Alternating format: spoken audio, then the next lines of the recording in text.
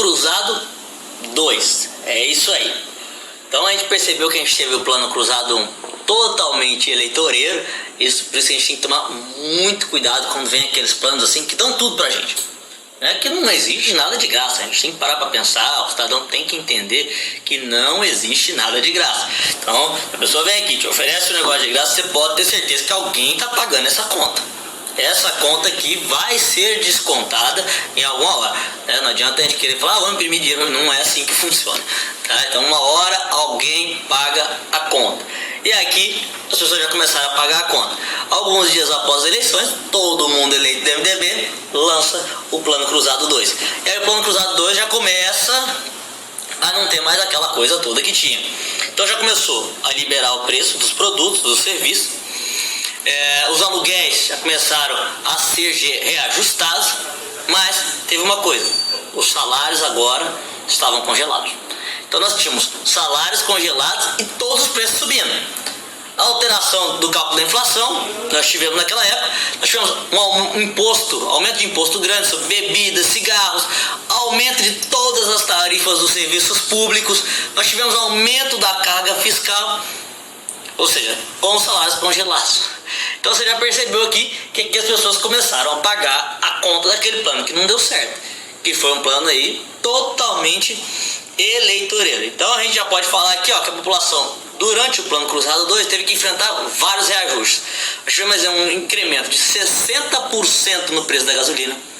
Nós tivemos um incremento de 120% nos preços de telefone, energia, 100% das bebidas, 80% no preço dos automóveis e cigarro de 45% a 100% nos preços do cigarro, que era aí muito consumido na época também.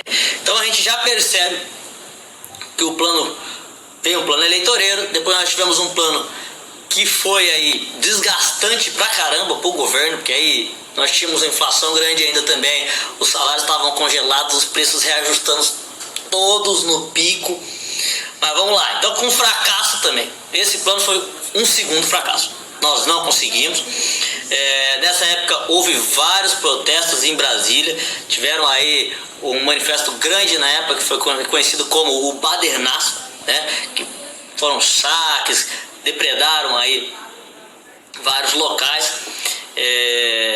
E teve um fato, essa época, que em 1987, nós estamos falando, que uma multidão apedrejou o ônibus do presidente no centro do Rio de Janeiro. Foi uma passagem aí da insatisfação popular, que a gente vê que as pessoas literalmente estavam insatisfeitas com este segundo plano econômico, que foi o Plano Cruzado 2.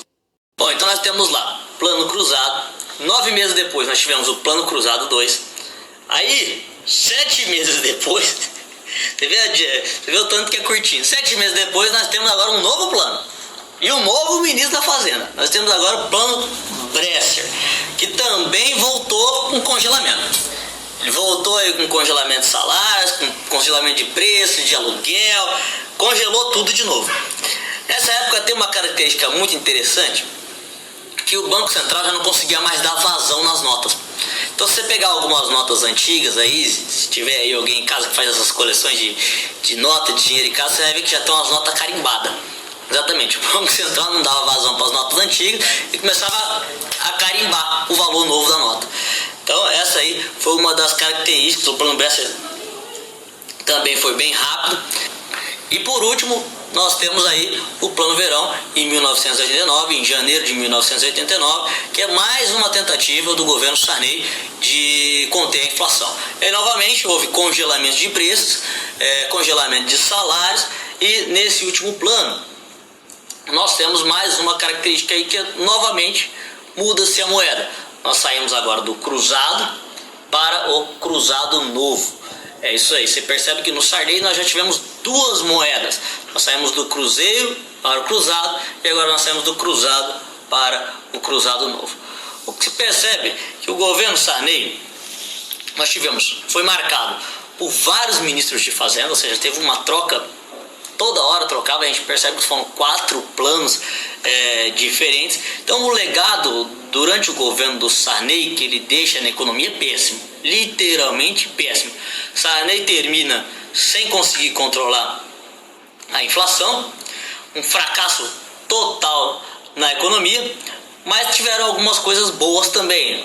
Antes de falar das coisas boas, o que acarretou isso, por exemplo? Mas acarretou um grande desabastecimento e inflações galopantes aí. Então a gente percebe que esse controle de preços, esse congelamento de preços não funciona, porque o que vai acontecer é que se você congelar o preço, você vai gerar aí um desabastecimento, porque as pessoas não vão estar querendo fornecer com os preços congelados.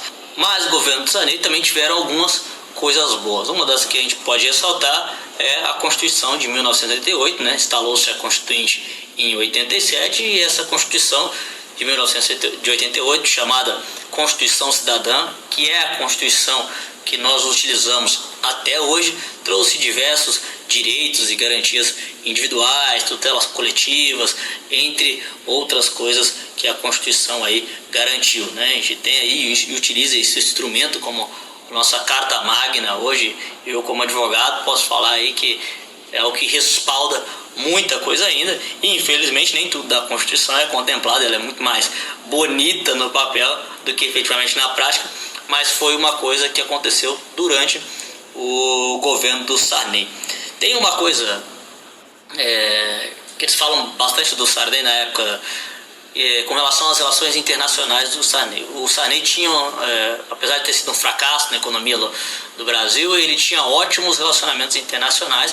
Foi marcado aí pelo início da construção do Mercosul, entre várias outras coisas. Ele era muito amigo na época do presidente, se não me engano, do presidente argentino, e conseguiu fazer essas construções aí internacionais. Então os relacionamentos internacionais do Brasil eram muito bons, apesar de que em 87 o Brasil deu um calote no FMI, né? Então foi aprovada uma moratória e foi aquele famoso devo, não nego, pago quando puder, mas ao final de 1987 o Brasil quitou aí esse calote que havia dado, mas foi uma coisa que pegou muito mal para o Brasil naquela época. Mas, como eu havia dizendo, o Sarney era muito bem relacionado internacionalmente, principalmente aqui com os presidentes aqui da América do Sul. Esse foi o governo Sarney.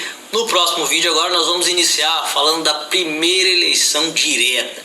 Vem assistir com a gente aí, que você vai gostar, para você saber quem que eram os candidatos naquela época. Isso é uma curiosidade muito interessante, nós vamos começar falando disso no próximo vídeo aí.